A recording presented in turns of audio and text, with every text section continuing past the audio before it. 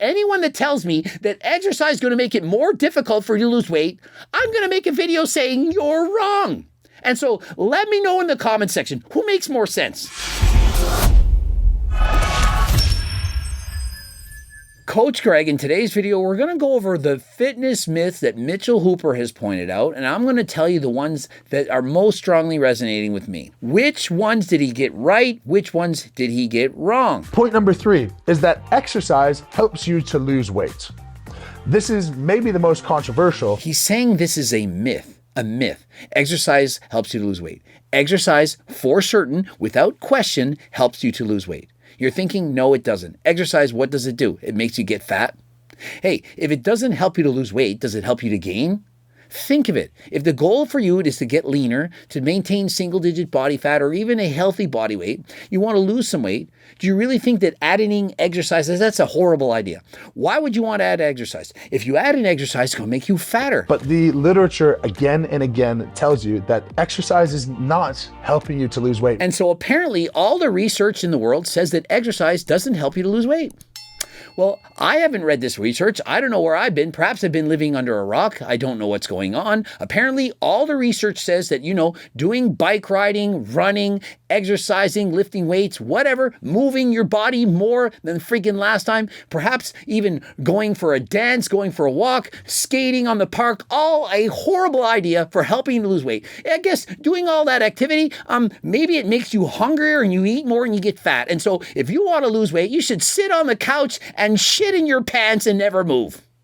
Is this really the advice that we're giving right now? Reason being, we have calories in, calories out. There's a growing movement that that's not true. I mean, in this house, as Homer Simpson once said, we obey the laws of thermodynamics. In this house, we obey the laws of thermodynamics. And so does Mitchell Hooper disagree with this? Is Mitchell Hooper going to say there's no such thing as calories in, calories out? Well, let's see. That is true. That is the only thing that we can go off when we're losing and gaining weight. We don't materialize energy to store from nothing. And so no, he's saying it's true. Calories in, calories out. That's how you lose weight. If you're in a deficit, you lose weight. And if you're in a surplus, you gain weight. And so how is exercise not going to help us to lose weight? Because last I checked, exercise burns calories. How could it be possible that something that burns calories doesn't help you to lose weight? Think of it. Let's say you took a fat burner that boosted your metabolism. Let's say you took T3, a banned fat burner. Caffeine in pre-workouts or in coffee, something that boosts your metabolism. It makes you burn more calories. Are we now going to say that these things that help you to burn more calories are going to hurt your weight loss? Anything that helps you to burn calories helps you to lose weight. Don't care what you name the example. If it helps you to burn calories, it's going to help you to lose weight. All of these things are increasing your energy expenditure, but what is consistently shown is that your appetite to input that energy actually starts to match. No, Mitchell, it doesn't, until you get to a very low threshold. Once you get shredded, once you're at single-digit body fat, yes, if you suddenly add in a ton of cardio, let's call it 1,000 calories. You go for a 1 hour and a half bike ride, or perhaps 1 hour if you're Coach Greg. And so you burn an additional 1,000 calories going for that bike ride. And so yesterday, when I burn off 1,000 calories, my hunger increased enough to match that 1,000 calories. And why? Because my body's lean enough.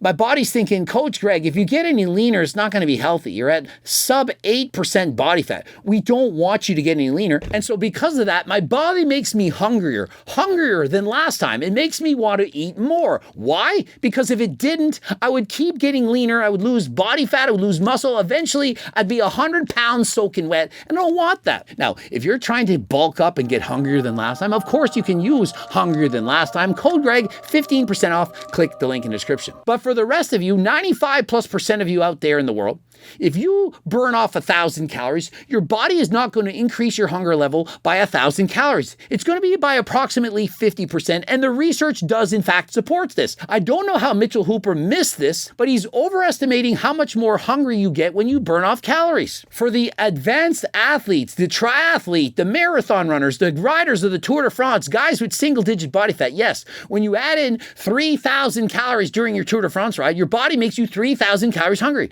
That's how it works.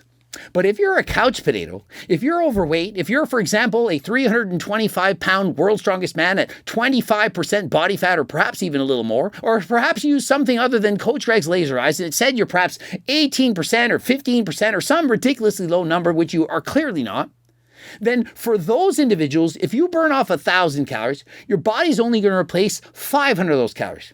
You burn off 1,000 calories, you eat back 500 more. And so the net result is you're actually in a deficit. That is why doing a lot of cardio helps almost everyone to lose weight. How many guys in the Tour de France marathon runners at the elite level do you see who are morbidly obese?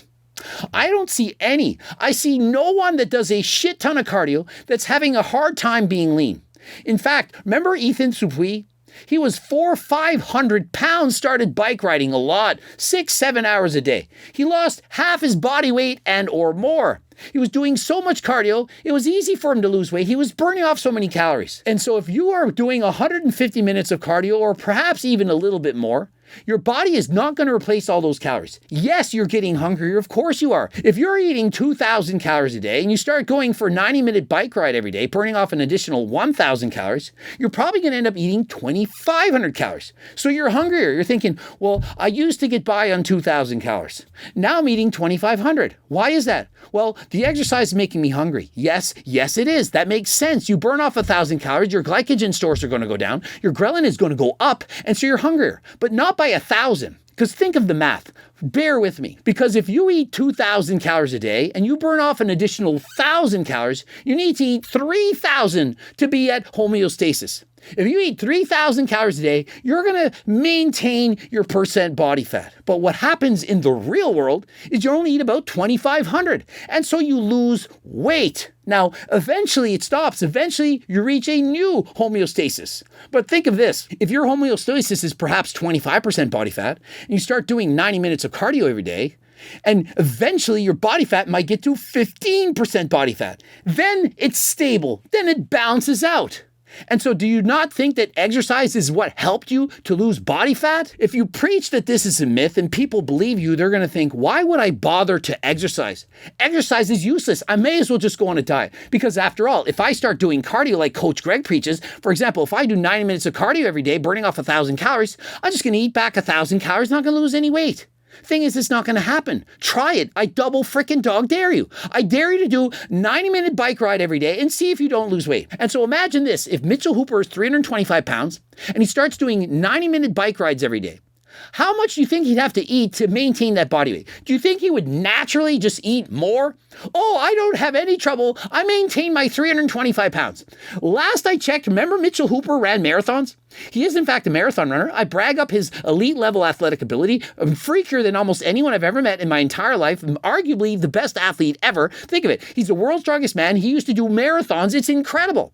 And so what body weight was he when he was running marathons? Have you seen his videos? Let's post a photo of him when he was running marathons. Now, look at that physique. He was exercising, running a lot. What happened to his body fat? Did it not go down? And so case in point, Exhibit A. When Mitchell Hooper did exercise, it cost him to lose a lot of body fat. And now that he's a strongman competitor, not doing as much exercise, he's lifting heavy axles, 1,000 pound, going for a walk, not burning off as many calories as when he was doing a shit ton of cardio. And so what happened? Body fat went up.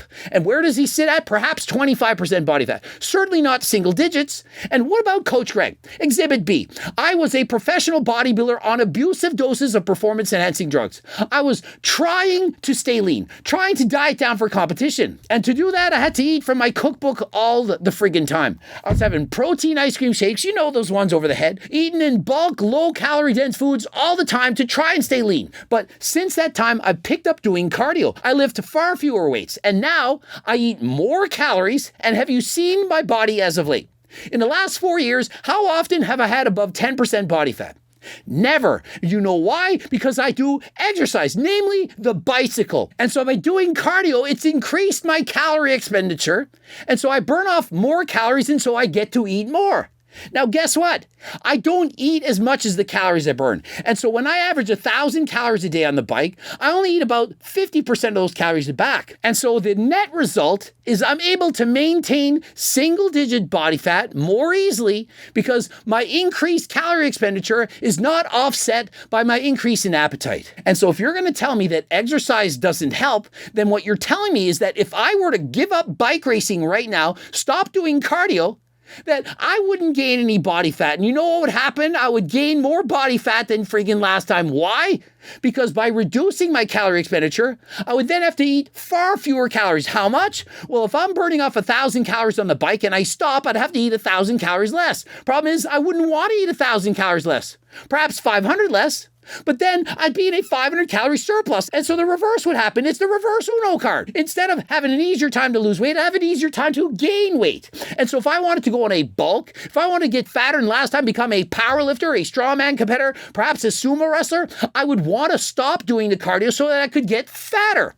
And so anyone that tells me that exercise is going to make it more difficult for you to lose weight, I'm going to make a video saying you're wrong.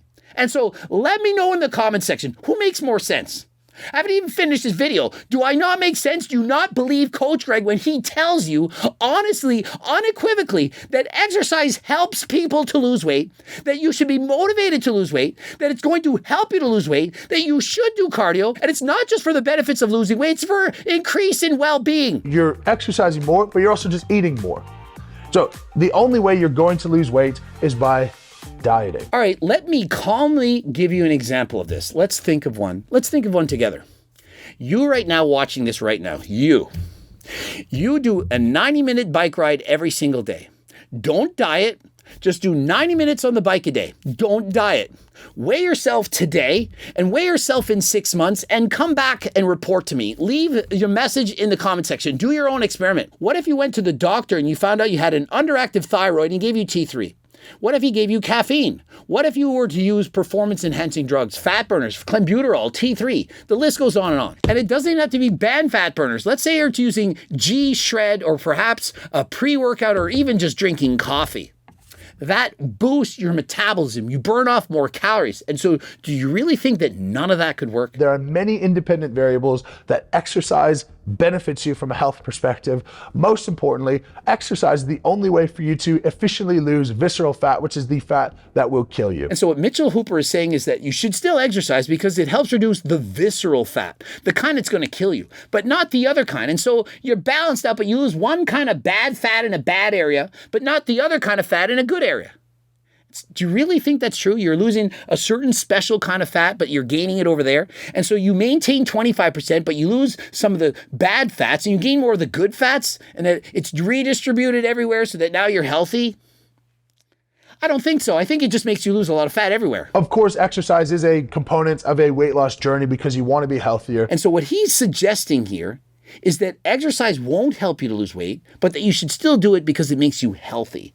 I'm telling you, it both makes you healthy and it makes you lose weight. You can choose to believe Mitchell Hooper. You can choose to believe Coach Greg. The choice is yours. It's up to you to make your final decision. And so there you have it. My argument that you should be doing your cardio. It's going to help you lose weight. And if you're interested in losing weight, of course, get my Circle Diet book as well as my cookbook, The Solution and the Cure to All Life's Problems. Get the friggin' cookbook. Going to help you more than you know. If you don't have any money, I still offer the free diet and training program. It's close to 50 pages length. There's multiple plans based on your energy needs and so on. And so get over there. What are you waiting for? Remember, it's free. Also join the 300,000 plus newsletter subscribers. Subscribe, click the bell button, comment to boost the algorithm, watch one of those two bloops. And if you want coaching plans by me and my team, phone consults, all that stuff, head over to my website. And until next time, I am out.